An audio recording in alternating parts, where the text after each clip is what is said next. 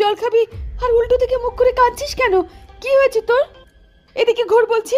কিরে ফুল, কথা শুনছিস না কেন? এদিকে ঘোর মা। আমি যেতে চাই না মা, আমাকে ধরে রাখো, ওরা আমাকে টেনে নিয়ে যাচ্ছে। কি হয়েছে তোর মা? কি হয়েছে? আমি তো কিছুই বুঝতে পারছি না। আমাকে ওদের হাত থেকে বাঁচিয়ে নাও মা, ওরা কেউ আমাকে ছাড়বে না, ওরা আমাকে টানছে, আমাকে ছিঁড়ে খাবে ওরা, আমাকে বাঁচিয়ে দাও। ও মা গো, এসব আমি কি দেখছি? কি হলো আমার মেয়েটার? কি হচ্ছে আমার সাথে? আমি চললাম মা, তোমার সাথে আর দেখা হবে না, ভালো থেকো তুমি। আজ বড্ড বেশি দেরি হয়ে গেল আসতে আসতে। গিন্নিকে কত করে বললাম এত খাইও না রাতে, কিন্তু কে শোনে কার কথা। একই করি কবরস্থানের লোক মাটি দেওয়ার কাজ, তার উপর যদি এত রাত করি আর পেট ভরে খেয়ে আসি, তাহলে কি কাজ করা যায়? মাটি কোপাতে যে অসুবিধা হয় সেটা গিন্নিকে কে বোঝাবে? আর যদি আমি যাওয়ার আগে কোনো লাশ নিয়ে কেউ আসে, তাহলে কিভাবে কি করব সেটাই ভাবছি। মাটি খোঁড়ার লোক না পেলে তো লাশকে এভাবেই ফেলে রাখতে হবে গ্রামবাসীকে।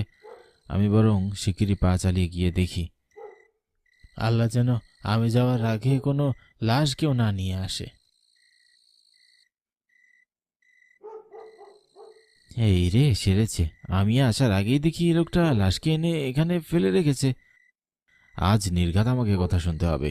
গিন্নিকে কত করে বোঝাই বেশি সময় জায়গাটা ফেলে আমার চলে যাওয়া উচিত নয়, মাটি ঘুরতে হয়, সে আমাকে দেরি করিয়েই দিল।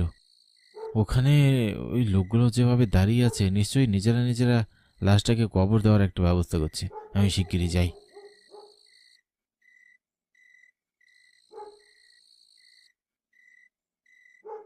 ক্ষমা করে দেবেন বাবুরা, আমি আসতে আসতে বড্ড দেরি করে ফেলেছি। আসলে গিন্নি এমন জোর করে খাইয়ে পাঠালো যে দেরি হয়ে গেল। আপনারা নিজেরা নিজেরা এই লাশ কবর দেওয়ার ব্যবস্থা করে ফেলেছেন নাকি?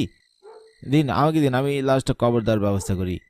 এ কি, লোকগুলো আমার কথা শুনছে না? ও ভাই, শুনতে পাচ্ছেন? কি কি হলো? আমি বড্ড বেশি দেরি করে ফেলেছি। কি হলো, আপনারা কথা শুনতে পাচ্ছেন না? তুমি বুঝি এখানে মাটি করো? এখানকার সব লাশ বুঝি তুমি একাই মাটি দাও? হ্যাঁ বাবুরা, এখানকার লাশ সবগুলো আমি একাই মাটি দিই। আজ আস্তে আস্তে বড্ড দেরি হয়ে গেল আমার। কিন্তু আমরা তো লাশের ব্যবস্থা করে ফেলেছি, লাশকে এখন আর মাটি দিতে হবে না। হ্যাঁ, লাশকে মাটি দিতে হবে না?